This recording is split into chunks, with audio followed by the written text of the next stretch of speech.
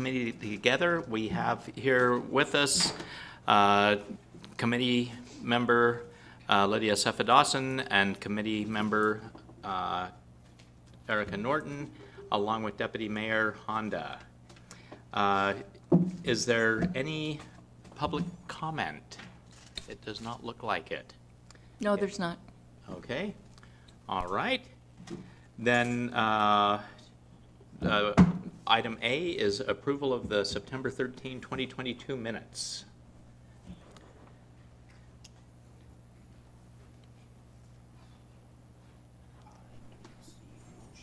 Okay. Just make the motion to approve it. I make a motion to approve the minutes. Second. It's been moved and seconded. All in favor, say aye. Aye. It is unanimous. Thank you. Going on to item B, report on the PAC operations by Autumn Gressett. Good evening, Chair Walsh, council members, Deputy Mayor Honda. We are here tonight to give you the update on the Performing Arts and Events Center over the last couple of months, August and September, and I'm going to turn it over to General Manager Brian Hoffman. Good evening, everyone. How are you today? Thank you very much for having me. In the packet, we provided the update for the PAC for August. Some of the events, the highlights, we spoke about this last time a little bit, the 5th year anniversary. We had a concert and then multiple private events. Federal Way Public Schools, we had 3 large events with them with their school administration retreat, their new teacher breakfast, and then their board retreat took place in August as well. And then we partnered or not partnered, but appreciate the Parks Department and the partnership with the city. They restriped the parking lot at the PAC. And that was one of the kind of the major highlights. And then we had all of the uplights fixed in the art walk bed in that artwork area out there. So everything is kind of finalized in that great raised bed outside of the PAC. One of the things that we also did based on the feedback from the council members was on page 2 or page 9 of the packet. We did a comparison with month over month, August 2019, August 2021, and then this previous year of August of 2022. So we're kind of right in line overall with what we were doing pre-pandemic.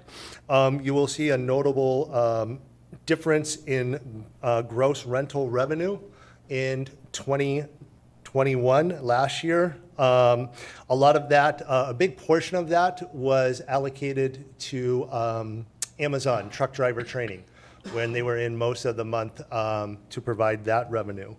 And then you know, September, we had a handful of events. One of the most notable ones was an annual event, our Elite Productions bodybuilding event. This was a 2-day event. You know, Councilmember Seffa-Dawson, this is one of the TIG grants that provided. They had a great turnout, added another day this year, multiple heads in bed, so to speak, as we call it. So a really fantastic turnout for that. And then really kicking off our season, when I call it our season, the PAC Presents season, this weekend on Saturday, October 15th with One Night in Memphis. That is also our foundation gala fundraising event, finally back in the 4th year in partnership with the foundation. Numerous events, a lot of food and beverage events and banquet style events this month. This week alone, we will serve well over 700 meals at the PAC. That was today, tomorrow, Saturday, and then Sunday. And then next week, we have MSC, where we're at about 300 for their luncheon. So a lot of activity getting back into a lot of the banquets. Our December event calendar is filling up with holiday parties, corporate parties. So really finishing out the year strong. And I'm happy to answer any questions that any of you may have. Right. Deputy Mayor Honda. Thank you. How many of our performing art groups use the PAC for practices? So we have the Federal Way Symphony, the Federal Way Youth Symphony, and the Federal Way Chorale. Have the others asked if they can use the PAC for rehearsal? What do you mean the others? The Harmony Kings or? Right. Any other performing groups? Yeah, we have Auburn Symphony. They utilize the PAC for rehearsals and performances. The Harmony Kings have kind of really I don't want to call it disbanded, but they haven't performed in well over 3 years. And then the Jet Cities Chorus, same thing, they haven't performed or rehearsed at the PAC since 2020. So the Harmony Kings aren't having, there's not an event for barbershop? Yes, that is not through the Harmony Kings. That contract is through the Evergreen District Barbershop group. The Harmony Kings are kind of like a sub-presenter, and they do have an event next week on Friday and Saturday, the 21st and 22nd. Can you tell me a little bit about, if you know, you may not know yet, the Miss Washington Volunteer Pageant? Yes, the Miss Washington Volunteer Pageant is a 3-day event. Don't quote me on the dates. I want to say January 7th, 8th, and 9th. They are contracted for those 3 dates. There is a rehearsal on that Friday, rehearsal, tech rehearsal, dress rehearsal on Friday, and then their program on Saturday and Sunday. And those will be all-day events. I do know that they were in town in mid-August, working with the hotels and finalizing those contracts. I believe that La Quinta is their host hotel. I'm not sure as to how many block rooms they have booked or anything else at this point in time. Will tickets be sold to that? I believe so, yes. Okay, thank you. Just a quick question. For the other groups in Federal Way, how much is the fee for a practice session, renting the? So when you say the other groups, For example, if Harmony Kings or other ones did want to use it, or how much is the Federal Way Symphony paying for the? So the practice Harmony sessions? Kings, the Federal Way Symphony, the Federal Way Youth Symphony, Jet Cities Chorus, and the Federal Way Chorale, they are what we call our resident arts organizations. In 2017, I believe, there was an MOU, a memorandum of understanding between those organizations and the city. They receive a drastically reduced rental rate for rehearsals and for performance, and the rehearsal rate is $55 per hour for each of those groups, with the exception of the Federal Way Youth Symphony. The Federal Way Youth Symphony does not pay for anything when they rehearse at the PAC. That's per the MOU that the city signed, and that goes through 2024. Okay, all right, thank you. Any other questions? All right, thank you, Brian, for your presentation. Thank And you. Autumn. All right. That will take us on to item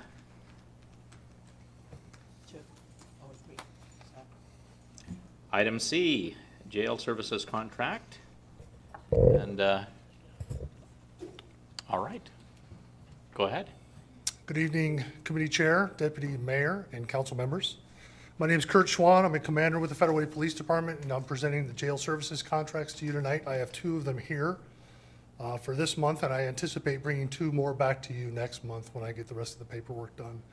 But the first one you have down is the jail services contract for the King County Jail. The policy question before you is, should the Federal Way Police Department enter into a 2-year from 2023 to 2024 contract with the King County Jail for jail services at the cost of approximately $548,000 annually? And I am open to take any questions that you have.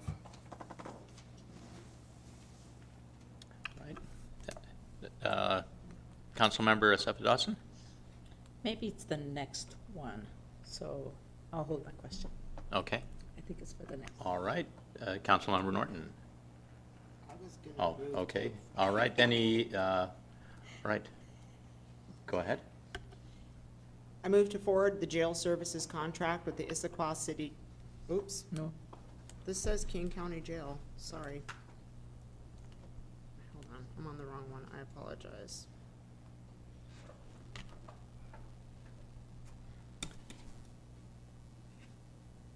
The committee recommendation language is incorrect. It should say, With the King County Jail? correct. So if you could just To- insert that as opposed to Issaquah City Okay. Jail. I move to forward the jail services contract with the King County Jail to the October 18th, 2022 council consent agenda for approval. Second. Okay, it's been moved and seconded. Any discussion? Okay, hearing none. All in favor, say aye. Aye. Aye. It is unanimous. All right, and so on to the Issaquah City Jail, item D, I believe. All right, so the same thing here I have in front of you. The policy question for the Issaquah City Jail is, should the Federal Way Police Department enter into a contract with the Issaquah City Jail for jail services at the cost of approximately $401,500 annually? I am more than willing to answer any questions. Nope, okay. Deputy Mayor Honda. Thank you. So are the jails now accepting anyone we take to them? Or do Depending they- on the jail, realize that some jails have medical facilities, some other jails do not, but for the most part, the jails are open fully at this point. Thank you. It's my understanding that the King County Jail is, if there's somebody with medical condition, we're likely to take them to the King County Jail because they have the medical facilities. Either there or SCORE, and you'll be Okay. seeing the SCORE contract next month. Okay, all right, very well. Council Member SF Dawson, go ahead. Are we ready? You want me to make the motion? I'll make the motion. Don't fight, girls. You took Ready? an arm wrestle Okay. for it. I just wanted to make sure we're ready for the motion. Okay, I know you are. I move to forward the jail service contract with Issaquah City Jail to the October 18, 2022 council consent agenda for approval. Second? It's been moved and seconded. All in favor, say aye. Aye. Aye. It passes unanimously. Thank you. Thank you. And thank you, Commander Schwan. All right, next is item E, interlocal agreement amendment between the City of Federal Way and Federal Way Public Schools for school resource officers. And is it Commander Murphy? Commander Murphy, yes. Yes, okay. Good evening, Chair Walsh and Deputy Mayor Honda and council members.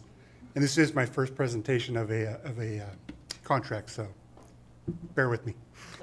What I have. Well, for- we're going to hit you really hard. You I'm can ready. tell from the previous one, yes. I'm ready. What I have for you is the interlocal agreement between the City of Federal Way Police Department and the Federal Way Public Schools. As you know, since 1997, we've been in partnership with the schools to provide student resource officers to be in the high schools. And what we're asking for is to extend that contract another year. It's required by state law now that it be renewed every year, where it used to be 2 or 3 years. Now it's every year. So the policy question before you is, should the police department extend the existing interlocal agreement with Federal Way Public Schools for the school resource officer program? I'll be happy to answer any questions you may have. Right. Deputy Mayor Honda, do you have a question? I do. How do I put this? Do we have a good relationship with the schools and the officers? We do, with the security and the head of security, as well as the school administration. I know we've had pretty good working relationship with them over the years. So does this contract also cover having officers at the stadium for football games? That's part of their collateral duties as a school resource officer. They get the first option to take that event. If they're not available, they can put it out as an overtime a job as well, also paid for by the schools. So how many officers are Federal Way police officers would we have at a typical game? It's usually 2. Every once in a while, the school district will come to us and say, we kind of expect some problems because of what rivalry game or whatever it is, and they may request more. We typically take them from the other schools to come in to work those as well. Okay, thank you. Did you have a question? Yes, Councilmember Issaquah. Yeah, I have two questions. One is, that's what I was looking for, and I apologize, but it's the cost, the formula, The formula that we use, 73, it's almost 74%, I believe. 73.09, was that? 73.09, I believe. 73.09. That is the cost of each individual officer, which can vary. So I can't give you a hard number because we may have an officer with 2 years' experience that is in the schools opposed to someone who may have 10 years' experience, and their pay may be different. So it's based on that officer's pay at the time, according to the contract that the officers are under. So the 73% is derived from how many school days there are? By 185 days, yes. There was, no, 180 or something. I think that's where I saw my question. But, 182 days, I believe. 182 days, okay. correct. So that's how many school days we have? Is that what it is? Correct. That's how many days are actually working in the schools. And then we take the full year of 365? Is that, or is it a different days? The rest of the time, like summer breaks, spring breaks, those officers are reassigned to special projects or to patrol if needed, and that's where we pick up the rest of that. So, but 180, if you take 100, oh, they don't work 365, do they? Right. Okay. I think that answers. 182 actual work days. All right. Okay, now I get it. My second question is, I was at at a meeting a while ago where Tukwila School District, the officers actually don't wear their officer uniforms. They're because they want to blend in. Is that something we would ever consider, just so kids are not scared of officers in uniform? Or do we have a different philosophy here about that? It's not something, it's not off the table. We just had a recent meeting which included students from the high schools and the middle schools, and that came up a couple times about having officers maybe dressed more like I am in a polo shirt. So it's something we're looking at. It may not be an everyday thing, but maybe a couple days a week or something, or give them the option. And it could also be school-based, what the school prefers too. But it's something that hasn't really been discussed at the school district, police department level, but it's come up from kids From at the students. schools. So it's definitely something that we're looking at. Okay, thank you so much. So, Councilmember Norton.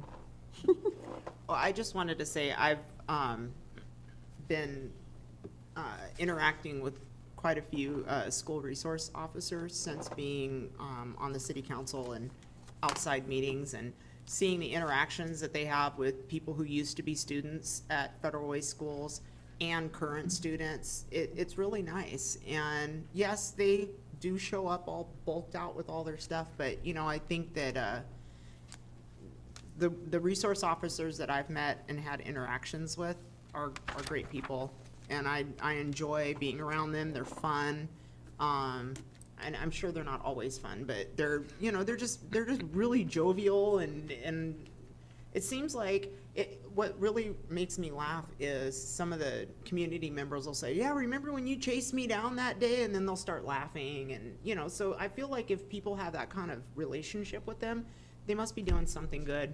I just wanted to say I appreciate what I've seen so far this Thank you. last year. I will pass that on to them as well. Deputy Mayor Honda. Thank you. The topic of uniform versus not wearing uniform in the schools has come up before, I think, just about every year. And if officers were to wear, let's say what you're wearing, would they still have their vest on and their protective devices with them? Yes, they would. It wouldn't be the uniform with maybe some of them wear the heavy carrier on the outside. It would be basically what I'm wearing right now with the vest underneath, plus their belt with their handcuffs, batons, Do you think firearms. in an emergency such as a school shooting or a earthquake or whatever we're going to have, because one day we will have an emergency in the schools, that if they were dressed like that they would be readily identified, so that when they're helping out and directing people as to what to do, that people would know that they were to follow those If directions? we were to go to something more similar to what I have on here, it would be actually, it'd have more markings, police on the back, probably have something on the shoulders as Okay. well. We'd modify, it wouldn't be this. This is, it identifies me, but from a distance, who knows what it says. So yeah, that would be something we'd look at too, is how to better identify them so that they do stand out. Okay, thank you. So with the resource officers, the other part of the time is that not the 73.09% of the time, that the rest of the time they're attached to other units here in the city then and Correct. doing regular, Typically, in the summertime, we like to put them on the bikes in the downtown area Okay. with the special operations unit and filling in patrol. That also gives them an opportunity to take some vacation time where they don't have that luxury as much when they're working a 5-day schedule in schools. okay. All right, thank you. Thank you. Any other questions? Right, do we have a motion? I move to forward the proposed agreement to the October 18th, 2022 regular council meeting consent agenda for approval. Second? It's been moved and seconded. All in favor, say aye. Aye. Aye. Aye. It is unanimous. Thank you. All right, thank you very much, Commander Murphy. All right, our next item, item F, and Assistant City Attorney Kent Van Alstine will be presenting the ordinance modifying the city's regulation of shopping carts.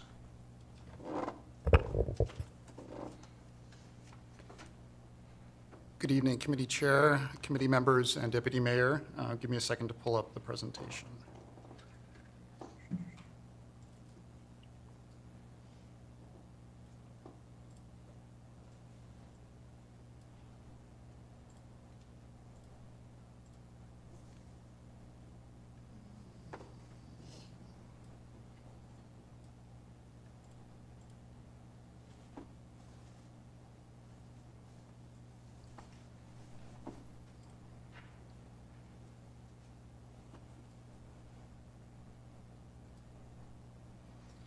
All right, we're here tonight to talk about proposed changes to city shopping cart regulation. This was a council and mayor initiated ordinance that we were, as the legal department, directed to draft. I think if you look at the actual text of the ordinance, a lot of the substance of the ordinance can be lost, and I think it deserves a closer inspection, closer explanation to see what this ordinance would substantively achieve. And so with that background, the policy question here tonight is, should the city amend the Federal Way Revised Code's currently existing regulation of shopping carts? And so I'm going to go into the current regulation of shopping carts because I think it's important to be very specific about what is currently regulated in terms of shopping carts in the city so that you can see what the ordinance seeks to regulate differently than current. So I'm going to start here with the civil regulation of shopping carts currently in the city. So in 2018, as many of you are aware, in fact, I'm sure all of you are aware, the city passed an ordinance first establishing regulations regarding abandoned shopping carts in the city. In fact, it was codified into a section in the code that's called literally abandoned shopping carts. Abandoned shopping carts are, amongst other things, shopping carts that are not in a person's possession. So that ordinance and that chapter applies only to abandoned shopping carts, not shopping carts where there is a person in possession, or at least in immediate possession at that time, of the shopping cart. Another thing the ordinance currently does is it requires, and it's not an option under the current code, all shopping carts in the city are required to have compliant identification signs. And when I say compliant identification signs, I mean signs that are compliant with the state law identification sign requirement, which we'll discuss later. And again, I think you are all aware is a required basis for criminal enforcement. We also currently have an impoundment program for abandoned shopping carts that applies throughout the city on both public and private property. And currently, in terms of the fee structure for impound fees, impound fees for carts are charged to the cart owners. But there's essentially a deferral program which says that fees for the first 3 carts per month for any specific owner are deferred if the owner has established security measures to prevent removal from the premises, and there's a number of security options that are currently in code.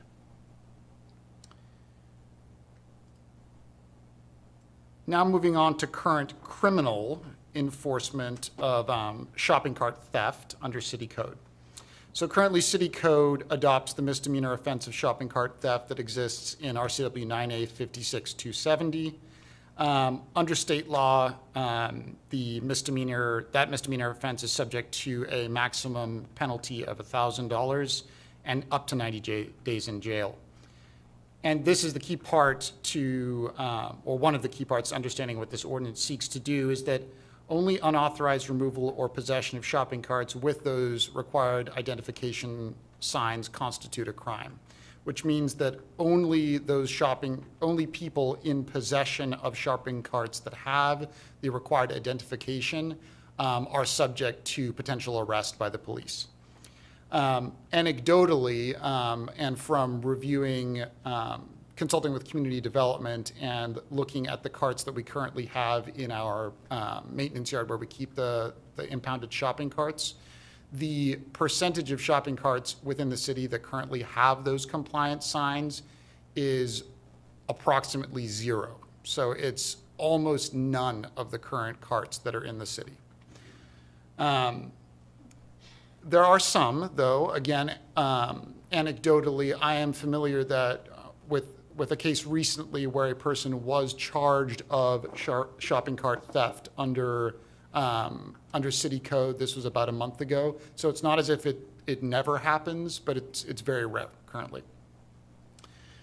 Shopping cart theft is enforced through the police department, and of course the determination of whether someone is guilty of that crime and the levying of any fines and potential jail time occur through the municipal court here.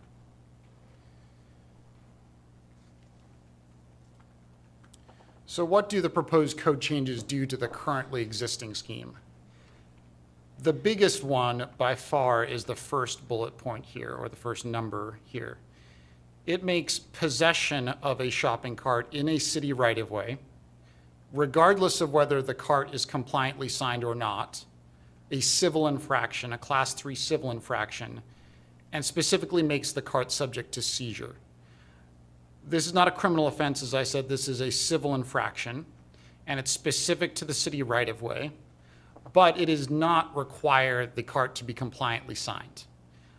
It also, key important thing here, it does not require the shopping cart to be abandoned either. So it is as proposed under the ordinance, it is a civil infraction that subjects the cart to seizure to be pushing a shopping cart down a sidewalk in the city. So what that would allow police, and in combination with code enforcement, what that would allow them to do is to issue a citation to somebody who was essentially pushing a shopping cart anywhere in a right-of-way within the city.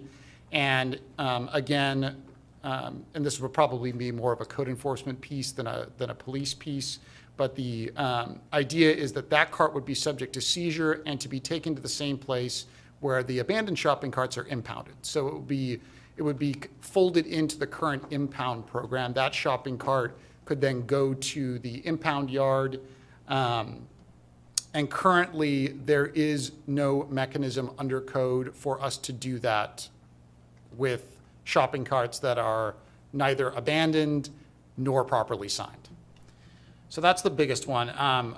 Additional things here, the impound program has been, or it proposes to expand the impound program to cover not only the current impounds of abandoned shopping carts, but also 2 seizures. One, seizures of stolen shopping carts, i.e. actual criminal violations, but also seizures of these shopping carts that are illegally in the right-of-way, i.e. the first number.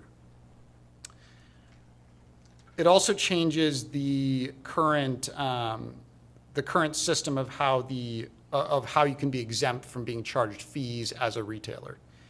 Under the proposed scheme, all carts, any cart, regardless of the number per month, so long as that cart has that legally sufficient identification, it is exempt from the seizure fees.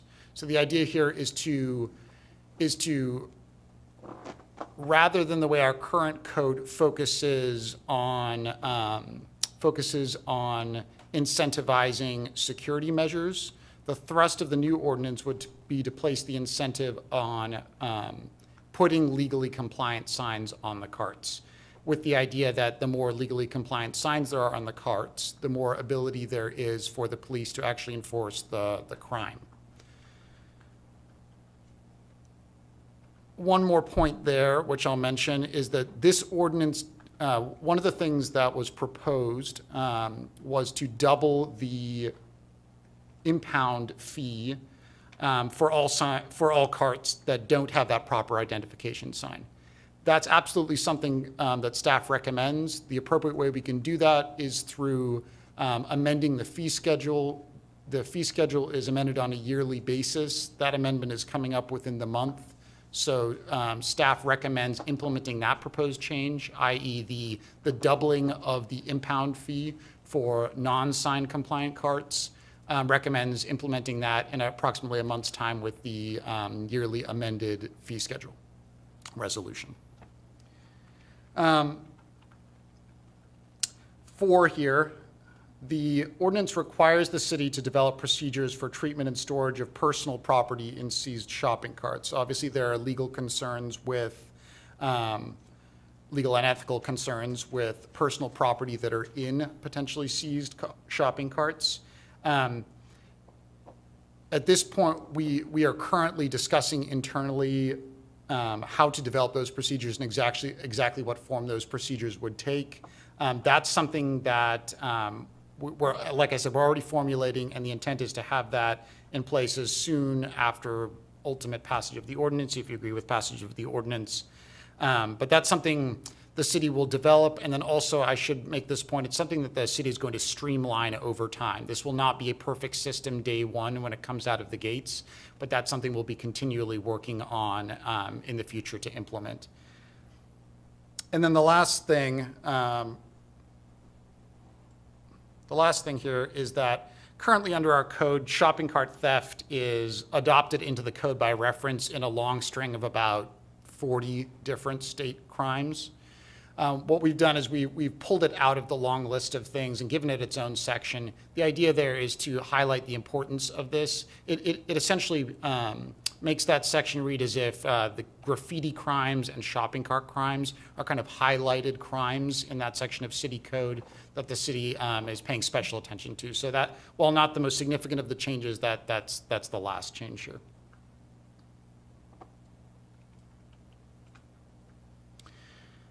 I'm going to read the alternatives, and then I'll go back to the previous slide so that we can look at that while I open it up to questions. So the alternatives here are to ultimately to adopt the proposed ordinance, or do not propose the proposed ordinance, or do not adopt the proposed ordinance and provide direction to staff. The mayor's recommendation is to forward the proposed ordinance to first reading on October 18th. I'll go back to the changes here, or the proposed changes, and then I'm open for any questions. Right. Thank you for your presentation, and thank you for your work on doing this. I think that you've encapsulated very well what we discussed earlier. Let's start with Councilmember Norton. Hi, thank you for your presentation. So this will only apply to shopping carts that are in the right of way. It won't apply to, let's say, organizations that happen to have some shopping carts that they're using for their business. They can't be subjected to this, or I'm just wondering. Correct. This will only apply in the right of way to answer that question. Yes. Right. And of course, I should also say, just to provide more background, a significant portion of the property in the city is right of ways. So it covers a rather large geographic area. But yes, the answer is only Like right of ways. a private parking lot wouldn't count, though? No. Okay. And again, let me caveat that actually, since I am the attorney here. I'll caveat that by saying most private parking lots are not built in right-of-way. That's a very uncommon situation. There are some very rare situations where a private parking lot could be located in a right-of-way, in which case it would apply, but for the most part. Okay, thank you. All right. But with that, if it was in a private parking lot and it was, the cart was properly marked, then it could be criminally prosecuted rather than civilly done.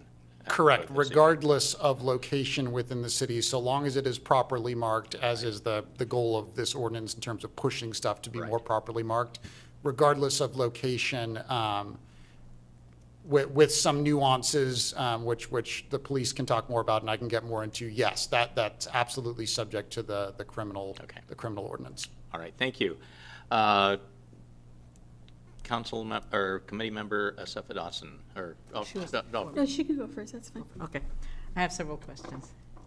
But thank you for the presentation. So you talked about if there's no signage, then it goes into the impound, right? If they don't have any sign. Yeah, so currently, if the shopping cart is abandoned, i.e. there's nobody that is next to the cart, abandoned, as you would think of the word, regardless of whether there's a sign or not on it, it can be taken to the impound lot if it's abandoned. Correct. If it is not abandoned, i.e. if there's a person next to the cart, then the cart must be signed in order for an arrest to take place and for that cart to be subject to seizure. So if the cart is seized and goes to the cart jail, who's responsible to take it out? Because there's no signage, right? It's not signed. I mean, it doesn't have a sign. So it just stays there forever until someone decides their carts are missing? I'm not looking at the current ordinance right now, but I believe that under the current scheme, if it is signed so that we can identify, or otherwise we can identify who it belongs to, I believe we notify the retailer and give them a chance to pick it up. Though Scott probably knows this scheme better than I do, but I believe if it's not schemed, there's a period of time after which the city disposes of it. Scott, if I'm speaking incorrectly, please come up here and clarify. Okay. So yes, if it's not signed and we're not sure of who the owner of the cart is, obviously there's nobody to notify in that instance, and then the cart ultimately gets disposed of. Okay, so now let's go to the fine, $1,000 or 90 days if they're caught with a cart, right? That's correct. Yes, under state law, those are the maximums for this type of an offense. That just seems so high because for the most part, the people who are pushing these carts are people who don't have anywhere else to put their stuff, or they're experiencing homelessness. And so $1,000, I don't know where that's gonna come from. So is that really a reasonable fine? But I guess if it's a state law, there's nothing we can do about it. That's Is that my correct. understanding then? it'd be left to the judge's discretion regardless. Am I correct on that? But both of those comments are correct, yes.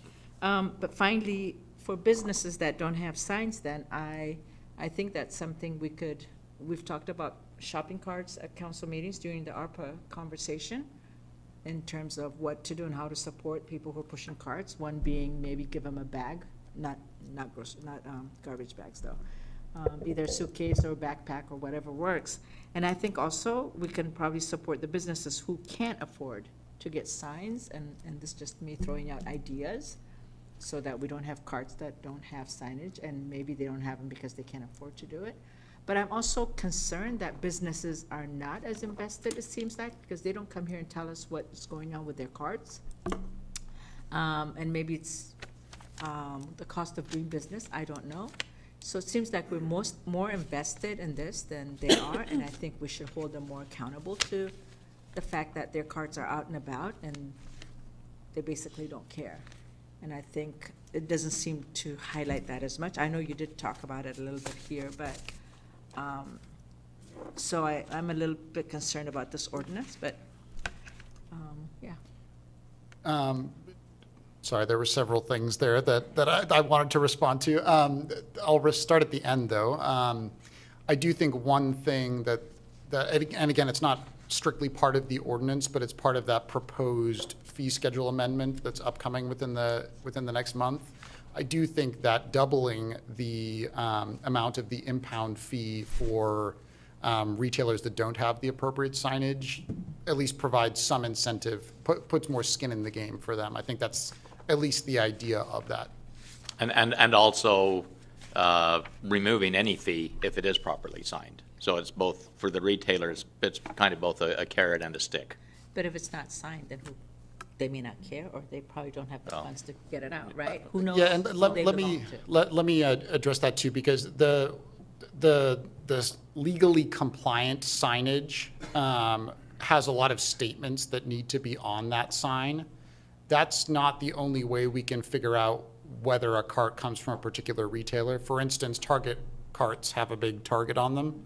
That's, while not a legally compliant with the state law requirement signage, we know we can attribute that cart to a certain retailer. So it's not as if, despite the fact that there aren't a lot of legally compliant signs on carts, carts are relatively readily identifiable to specific retailers. I think that's why when you've seen Brian up here making presentations with respect to the quantities from certain shops throughout the city, that's why they're able to do that. It's not that they're unidentifiable as a Target cart due to not having the correct legal sign. It's just that they don't have the "thou shalt not take this. If thou does take this, then you're subject to X criminal penalty" on there, the legally compliant part. So personally, I would like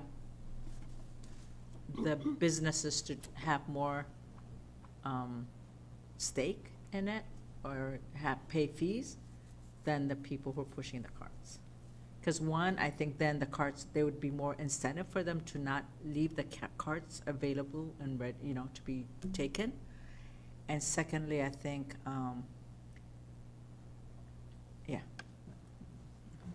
I know what I want to say, but sorry.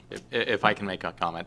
I think that with this ordinance and then amending the fee schedule, it would accomplish that. It would make give the retailer a greater stake in it, because if it's a compliant cart,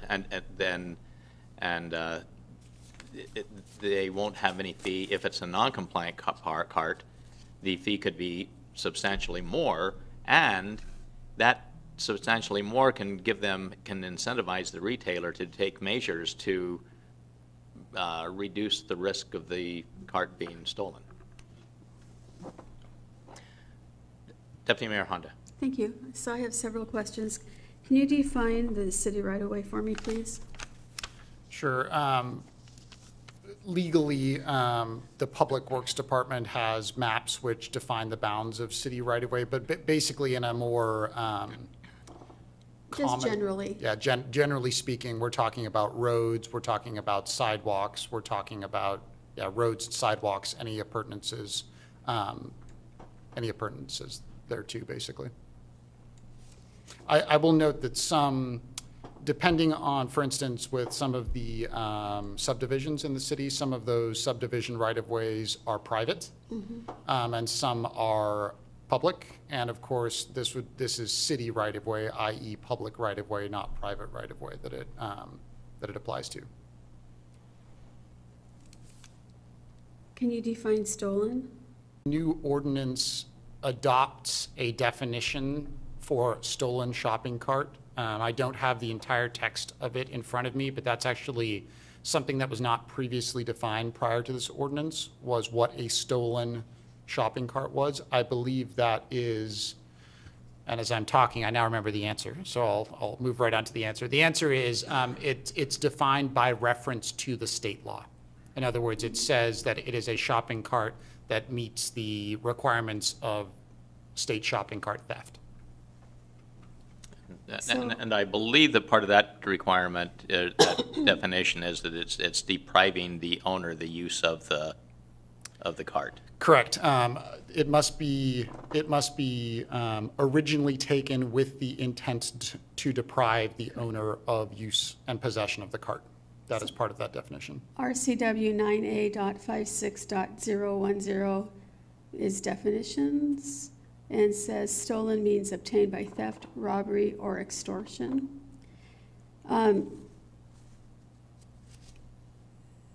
So my questions are,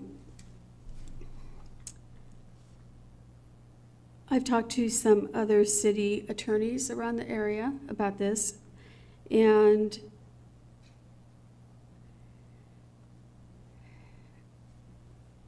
if a officer were to make contact with someone who had a cart and they said that they didn't take it from a store, they found it, that could be an issue if it ever went to court, because according to the attorneys I've talked to, because they didn't steal it from the retail establishment, they found it on a sidewalk, they found it wherever. Their belongings belong to them, even though a lot of people in the city will say that those belongings were originally stolen. We can't prove that, but the belongings belong to them. So how can we take possession of those belongings? And if, so could you answer that? Because that's a big, something that other attorneys have talked to me about. Sure. Because that's a big deal. Sure. So there were a couple different questions in there, which I'll try to address separately. The first one had to do with the question of whether somebody could say, I did not take this shopping cart, I found it in the woods, therefore I am not guilty of the state law offense. I do think that, I agree with the comments you've heard, that is a potential defense to the crime. That's not a potential, that's not a, defense is the wrong word, but that's not a reason that would prohibit us from citing that person for wheeling the cart down the sidewalk in the right-of-way. In other words, that the infraction and the seizing and impounding of the cart that is subject to that as a result of the infraction is not bound in the same way by that same language in the state statute. Let me pause there before I move on to the second question in case you have additional comments about that. Go on. Anyway, long story short, so I agree, yes, that is a problem for purposes of criminal enforcement, but that is not a problem or a potential defense with respect to the infraction that we've set up. All that requires is possession of the cart, period. It doesn't require the cart to be stolen at all, I guess is another way of saying that. With respect to personal belongings in the cart, absolutely a significant potential legal issue. That's part of why we have 4 here. Requires city to develop procedures for treatment and storage of personal property and seized shopping carts. That's exactly how to deal with potentially or allegedly personal property in a cart is a very nuanced inquiry dependent on a number of things. That's why we don't want to write exactly how to do that into the ordinance, because if we write a very specific all personal belongings will be placed in a bag and this will happen with them type situation into the ordinance, then you don't provide yourself any leeway for those legally questionable situations. So this will be a much more nuanced, dealing with personal property generally when you're seizing it is a nuanced discussion, and that's part of what needs to happen internally at the city going forward in terms of developing these procedures for treatment, taking, and storage of those items. So if a cart was being taken, would the items in the cart be taken also automatically? Again, that's a question somewhat for down the road in terms of developing the exact procedures for that. I think the answer will be no, that not automatically in every case will all the items be taken. For instance, when you I imagine a situation where the belongings are offered to the person. If the person wants to take the belongings with them, or some or all of the belongings, then those things they take with them will not be seized and go to the impound lot. So I guess, again, the simple answer to your question is no, that will not be a in every case situation. I'm a little concerned when I hear you. So you have mentioned, you've used the words cite and you've used the words arrest. Mm-hmm. So if it's a civil infraction, would we arrest them? To me, an arrest is, No. so, but you've used that word. So in what case would you arrest somebody? You've used the word arrest when you've spoken. Thank you for asking that clarifying question. Let me be very clear about that. If it is a violation of the state law, then we would arrest the person or potentially arrest the person. In other words, if it is a violation of 9A, and I've forgotten the exact citation, but if it's a violation of that site, i.e., they took it or are in possession with it after somebody took it with intent to deprive the owner of use and it's legally signed, then in that situation, that's a situation where we could potentially arrest the person, just as it is currently. When I talk about citations, I mean citations under the proposed civil infraction. That's what a citation is, under the infraction. That would not be an arrest because it's not a criminal. It's not a criminal charge. It's a civil infraction. And so we would not be arresting people for the civil infraction. Civil infraction, we'd be ticketing them, and it's a $50 fine, I believe, is the amount under state law. But there's no arrest as a result of citing them with that ticket, if that makes sense. The property, i.e. the shopping cart, though, is still subject to seizure in that instance. So if we already have this as an ordinance, the state law is very clear, then why do we need this ordinance in addition to the one we already have? If you cannot make an arrest with this ordinance, but you can with the original one, then why would we need this? I believe the intent of this ordinance is to allow the city to clean up possessed shopping carts, i.e. on public right-of-way. That's what this affords that the previous scheme does not. This allows us to go up to a non-abandoned cart on the sidewalk with a person next to it and remove that shopping cart and impound it, seize it. That's what this allows that the previous scheme does not. Currently, there's no room in between. We can impound abandoned carts and we can seize carts when we arrest people for violations of the state law. And I believe that the certain members of the council, perhaps the entire council, believes that there's a hole between those two schemes. This attempts to plug some of that hole, at the very least, by allowing for non-abandoned carts that are not properly signed to be impounded off of city streets. So let's go through. An officer is not on a call. He's just driving around, sees somebody with a cart, and says, "Oh, I have time. I'm gonna stop, and I'm going to arrest that person with the cart." So the officer pulls over.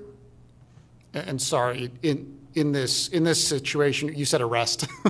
I did say arrest. Stop that person, I guess, prior to arresting. Okay, so, well, I assume the person is stopped. Sure, yeah. In my vision, the person is stopped and sitting there. So the officer gets out of the car, walks over to the person. The person says, "I didn't take this off of store property. I found the cart. It's full of the person's belongings." The officer decides, well, I'm here. I've got this ordinance. I can arrest this person because the cart. So walk us through what then would happen. The person would be arrested or cited. If the person has no way to take his belongings or her belongings, the officer what calls code enforcement, or, so what actually happens? Because it could be that it's going to take a significant amount of officer time and code enforcement time, because it seems like we're always down a code enforcement officer. We're supposed to have 3. It's like we're always down an officer, a code enforcement officer or 2. So walk me through this, because I'm trying to understand why, if this even makes sense, if this is even going to, if anyone would ever use this. Sure. I apologize to keep on giving this answer, but at least to some extent, this is a thing that we need to develop as the city down the road. Because the specifics for that are not yet ironed out, and they're not things that are in the ordinance's text itself. That being said, if you guys would like to come up and we can offer at least a general idea of how we think that would work. Before they start talking, and I appreciate that you're here to talk to us tonight, if this ordinance isn't ready to go, which it sounds like it's not ready to go, maybe it needs more time, but go ahead and tell us how this would proceed. Sure, and let me also, I think the ordinance is ready to go from the perspective of what the ordinance itself needs to cover. The specific mechanisms and procedures for staffing, all that sort of stuff, enforcement, exactly where the material is going to be taken, the storage facilities that the city will likely need to get. That stuff is not appropriate in an ordinance. And so I would just say that the ordinance itself, in terms of placing the law on the books, is ready to go. It's the subsequent development of procedures that would not be in the ordinance. That's the piece that still needs to come. Okay. So how I imagine, if you guys could come up and generally talk through the, and again, this is a very high level, very early idea of how this might function.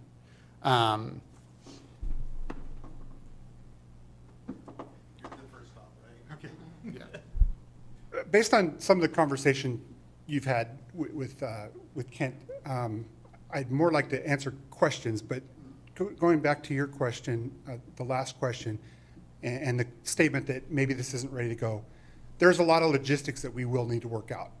Police department has no problem contacting these people or going with Public Works or whoever we decide is going to do that to make sure they're safe and issuing the citations or making the arrest. That's not an issue. That's what we do. The logistics part is once we have that cart full of things that the person can't take with them because it's too much or too bulky or whatever the case may be, we need to have a mechanism which will probably fall over to Public Works to help us. They have the trucks, they have people to load that stuff, and then we have to figure out where we put that and how long do we keep it? How long do we have to keep it? Because you can look at it one way that this is a cart full of garbage or it's a cart full of everything this person owns. We get that part. So, and the one time you throw away that garbage and it turns out to be very valuable to this person is where the city can have some problems. So we have to have those things figured out once we get this up and running. It's something that's down the road to come up with. Okay.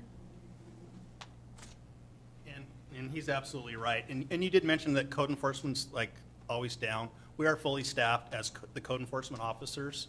You know, we had one leave and we just hired another one, but we also have a graffiti tech person, and we do have a full-time shopping cart person. And I can imagine, again, procedures are all up in there, that our shopping cart person would be the person of contact, because that person's driving around the city all day long, towing a trailer, and, you know, and we have our app and stuff that we use to catalog all that stuff, that he would be the person of point of contact. But again, there's probably, you know, more to go with that if, you know, if we're storing stuff and cataloging stuff, that's more staff time that who knows where that goes from there. But again, I don't see the code enforcement officers who do junk and debris, tall grass, abandoned houses, all that stuff, that they wouldn't be the contact one. It would be the shopping cop person, and even the graffiti person would probably be helping out with that. I see those are the two staff members that would be part of that program at this point. So who is responsible for taking the person's belongings? Is that the police or the shopping cart folks? ultimately, that would be the shopping cart folks that would be taking this stuff. The police are there to issue the citation, to make sure that things are safe at the situation. The code enforcement officer is safe, and then the code enforcement officer would arrange for transport of any potentially seized materials to the impoundment lot, essentially, and/or storage if additional storage is needed.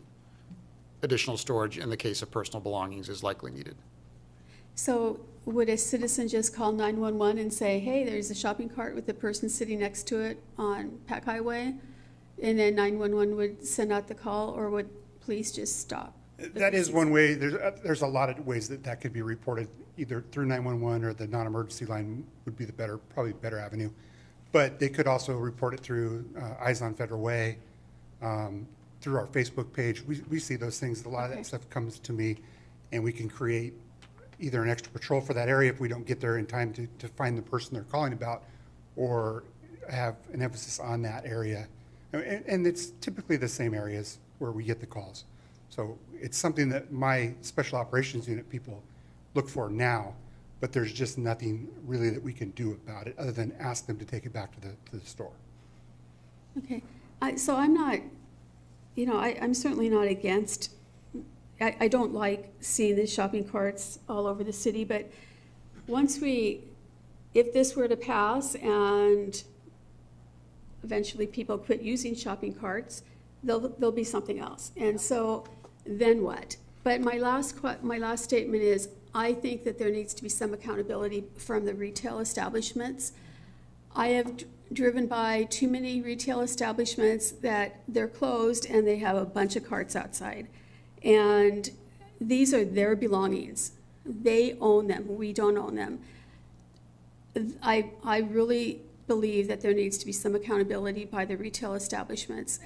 I was in line the other night at Amazon Fresh, and I had time to read the procedures of closing the store because I was in line for a while.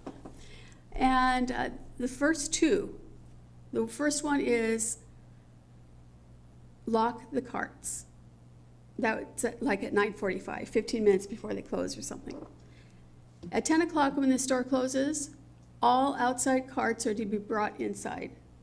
That's the second thing. And then they go through the other steps of closing the store down. Every retail establishment should be required to bring their carts in at night or to have somewhere where they are secured outside.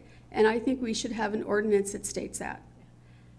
Because there needs to be some accountability for the retail establishments. I don't want to make it hard for them. I don't want to make it hard for them to do business in this city or to make it cost more.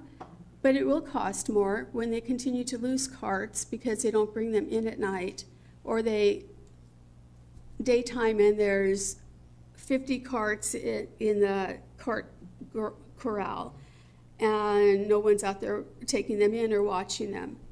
There needs to be, it can't just be the city doing this.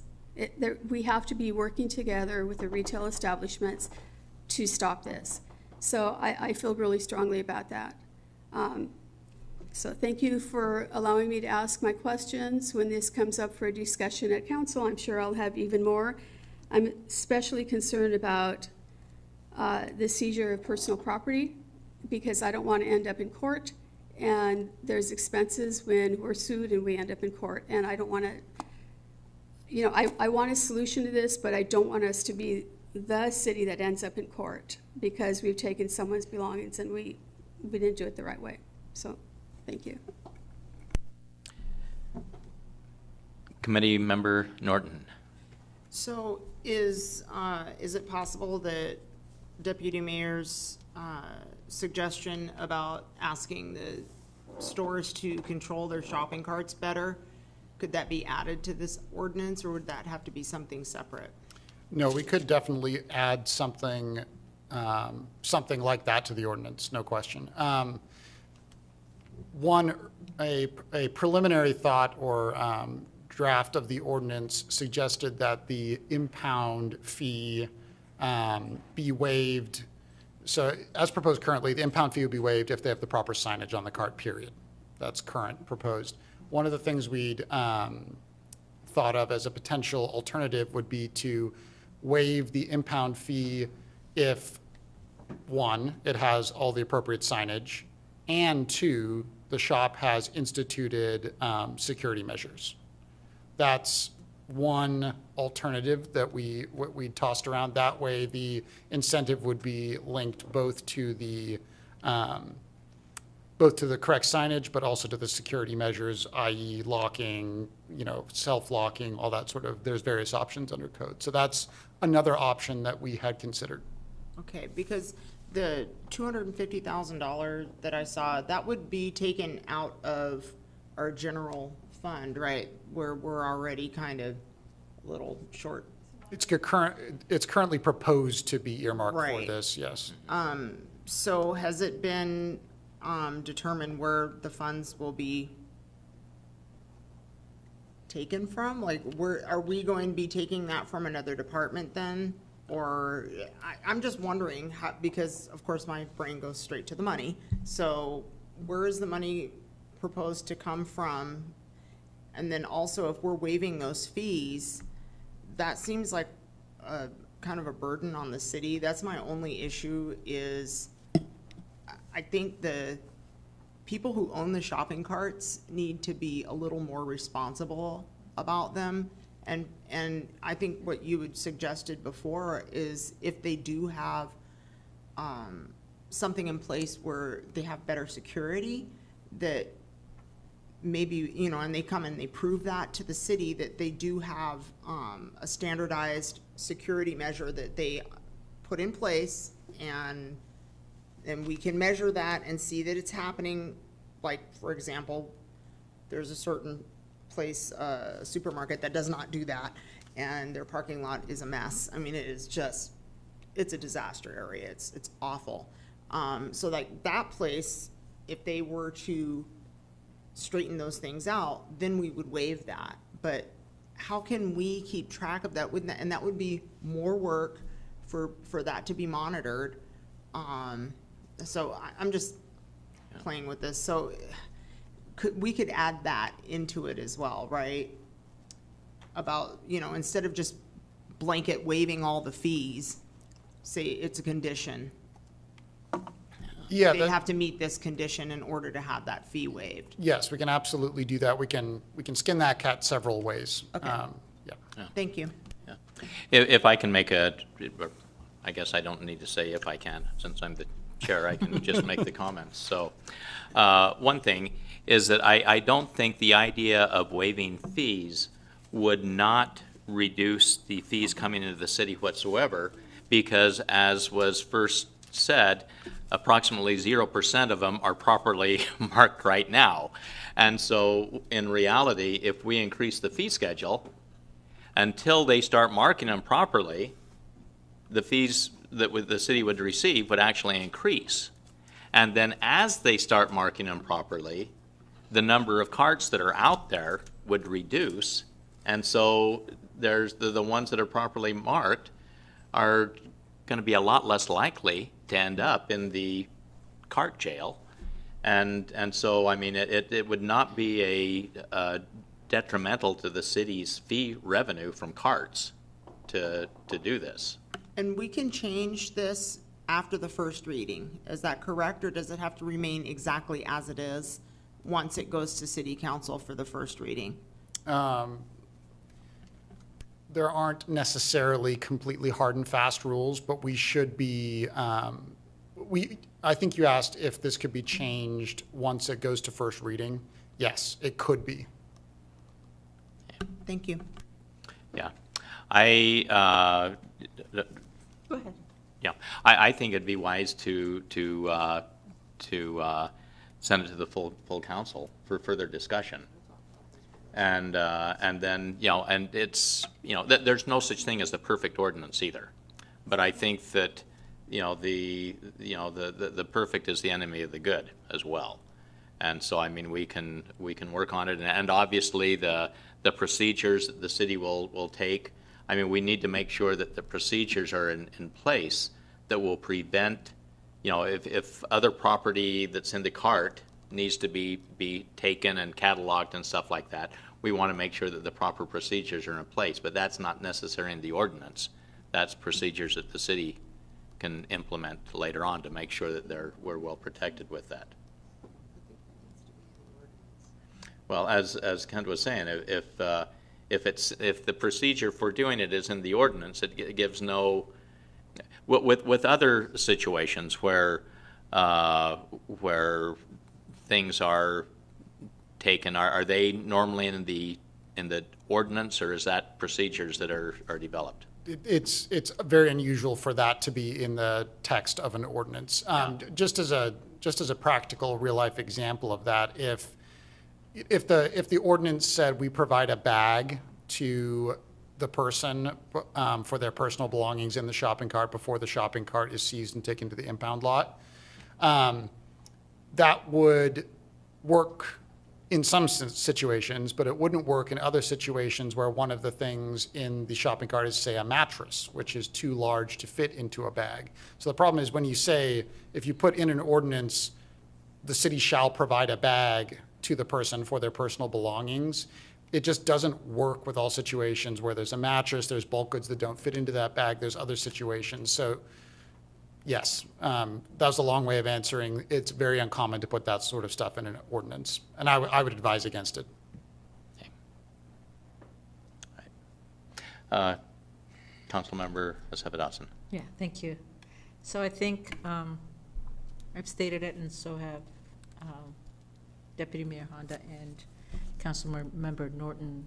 And my concern really is we're putting a huge weight on the people pushing the carts rather than, again, the retailer. So I just wanted to emphasize that heavily. And I don't know how the fee waiver, if they continues, and did I see that maybe they get to do it 2-3 times? Under currently existing code, they can only waive the first 3 per month, and only if they have security measures. Yes, but here, I don't see it. But here, there's no limit, correct? It would waive the fee for every single cart that is compliant with the legal sign requirement. And currently, That's taking- there's currently really no carts compliant right now. Yeah, but I think that's still taking away the responsibility. I mean, I do appreciate it, and I don't even think they need that kind of an incentive to have signage, to put their signs. But my thing really is that they need to have a stake in keeping their carts. So if it means that they take other measures, like I know Ross has where you can't even leave their store, right? Maybe those kinds of measures would be very helpful to where we don't even have to deal with this, right? And so if the fees are waived, then nothing gives them that incentive to make sure that they don't even leave the property. And so I think adding those would be very helpful, because I really personally don't want the people who are pushing these carts to be that, penalized at that level, either going to jail or paying fines that they will not pay. But then going to jail is costly also. So just because they had a cart and they don't have another way of transporting their stuff. And I don't condone them taking back the carts, but I also feel like they have no other choice, right? So us making sure that they have ways to do it, but if the carts are not available, it won't happen. So I would hold the retailers to that level of saying, don't make it available.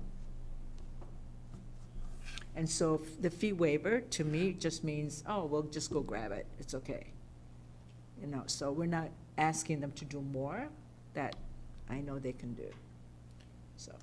And I'll just generally say, not to respond really even directly to that, but I think considering whether we want to incentivize the sign, the appropriate legal signage, considering whether we want to incentivize security measures on the carts, or some combination of both is an important thing to figure out for this ordinance in terms of its final direction. It's Deputy Mayor Honda. Thank you. I've thought about this quite a while. Do we know how many stores within the city limits have shopping carts? And do we know how many shopping carts per store? Because when we're talking finances, it might be nice to know. And secondly, you know, I want to give the council member a lot of credit for coming up with a potential solution, but I'm not sure that this is the right solution, because I don't think this is, I still remain very, very concerned that as a city, we will be legally in trouble for taking someone's possessions if we don't have anything to give the person to put their belongings in when the cart's being taken. That probably won't look good to a court if this were to go to court. If a staff member gets sick or injured because they're going through these belongings, there's something in there that pokes them or bites them, or that's a concern also. I mean, there's a lot of concerns. I know that something needs to be done. This isn't a good look for the city or for any city that has this, but I am concerned over a number of things, and I don't know, I don't have any answers right now. I commend the council members for coming up with this and for thinking outside the box. I think we still need to do some thinking outside the box as to how we make sure that our staff remains safe. See, that was 2 words in one. And that the person pushing the shopping cart around gets the services and potential treatment that they need, because long run, it's mental health or it's drugs, and we need to hopefully one day provide the treatment that these folks need, and make the city look good again. I mean, there's a lot of things going on here. There's a whole lot of things wrapped up in a shopping cart full of someone's belongings that they're pushing down the street. So anyway, I commend you. I think this is it's just that I have these concerns, and maybe they're not valid concerns, but they're my concerns that I have. So, but thank you, Jack. I think it's not a bad start. I just don't know that it's a finished product. Thank you. Councilmember Norton. Is this something that we could, I feel like we could use the entire council's input on this to make it a better finished product. And I'm torn, because I also feel like it needs more work. But if we were to push it forward and have a first reading, then at least everyone would be able to give their input and make it a better ordinance. People like you who have a lot more experience than I do at it. Am I making sense? Yeah, I think that's making sense. Well, would it be possible to move it forward for the you know, and I don't know how these rules work. Yeah. I mean, if it's moved forward for the first reading, does it need to be exactly what we have right now, or can we say, hey, can you amend X, and we move it forward to the first reading? I think there are a number of ways that you could achieve that. One option might be to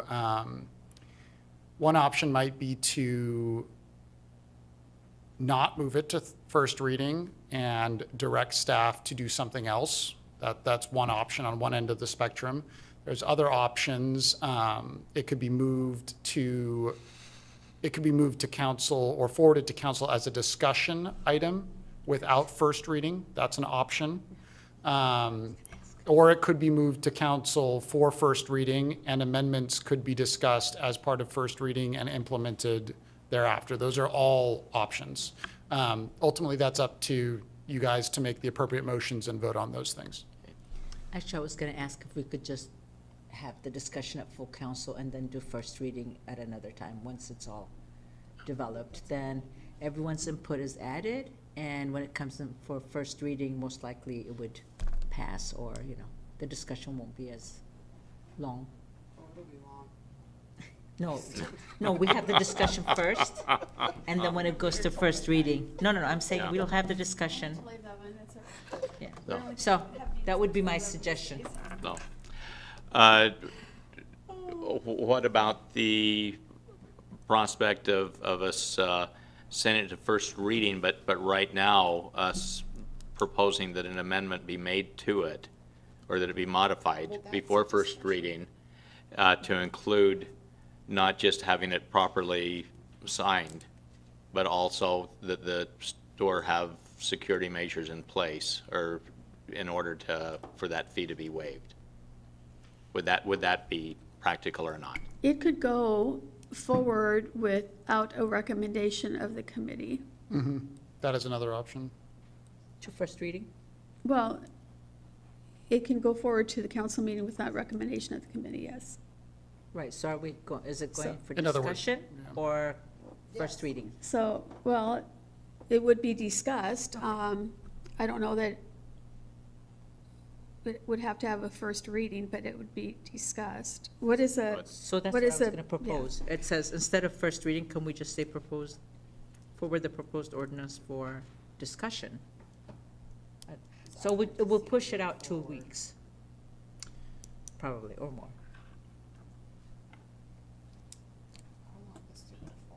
Yeah. And I think a way of accomplishing that would, yeah, so you could say I move to forward the proposed ordinance to the, excuse me. October 18. Yeah, mentioned, to the for October discussion. 18th, 2022, for discussion without a committee recommendation, that's an option. Or for discussion, another option. Forward without recommendation is an option. What do we want to do? I mean, we have to agree. Jack, what? We do need Okay. to, but do we need to talk about it when it comes as a? No. At the first reading or a discussion without the first reading is the question.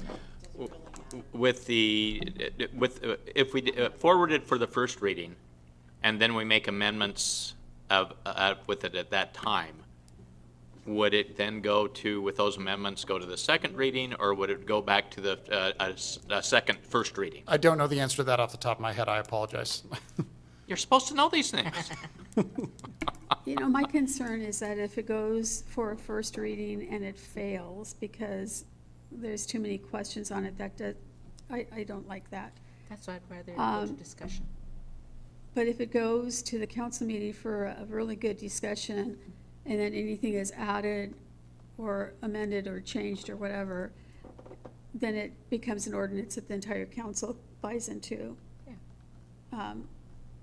Because I don't think That's what that, I'm saying. I mean, that could prolong it 2 weeks. That's what I just, yeah. That's exactly what I was saying. Because it wouldn't have to come back to this committee, it would just go back to the next Would one of you council like to meeting. make a Yes. motion that it be forwarded to the Yes. meeting for discussion by the full council? Yeah, Go for it, Lydia. okay. I move to forward the proposed ordinance to October 18, 2022 council meeting for discussion. Second. It's been moved and seconded. Any further discussion? Did we do that right, Kent? Yep. Okay, all right. All have in a favor? question. No, I'm Yes. jo- I'm No. joking. It's a joke. Okay. Aye. All in favor, say aye. Aye. Aye. Okay. It is unanimously forwarded, so, all right. Thank you, Kent. Thank you for all of your work. And I believe that is the final item on the agenda. Our next meeting will be on November 2nd. Huh? What'd you say? It's election night, November 8th. Is that right, John? November 8th. Okay, all We right. don't hold a council meeting on election night because it's election night. We never talked about committee meetings. On, November 1. Oh, November 8th. first. yeah, no, this year it's November 8th. All right. I'd say, let's have a very short agenda. Well, you're in charge of that then. Okay, all right. John, we're gonna have a short agenda for that one, all right. Approval of the All right, minutes. so, all right, adjourn. All right. Public comments and approval.